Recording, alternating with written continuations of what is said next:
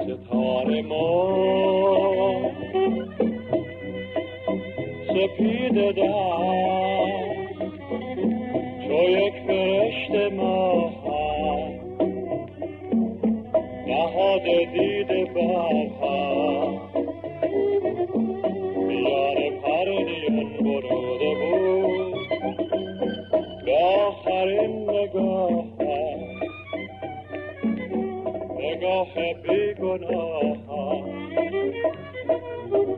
سرود واپس این سرود بود که من از این پس دل در راه دیگر دارم، به راه دیگر شوریده گر در سر دارم. یه صبح روشن باید از اون دل بردارم، راه بخونین پاسخی روشن تر دارم. به روی او نگاه من، نگاه او به راه من، فرشتگان زیبا به ماتم دل ما در آسمان هم آباد.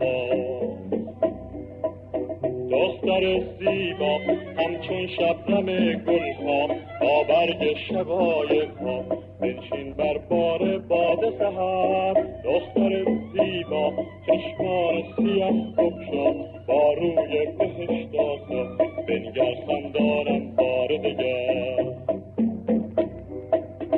ستاره ما سپیده دست چو یک فرشته ماه نهاده دیده برها میان پرنیان بنوده بود به آخرین نگاه،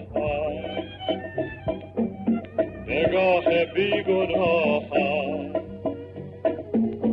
سرود واپس این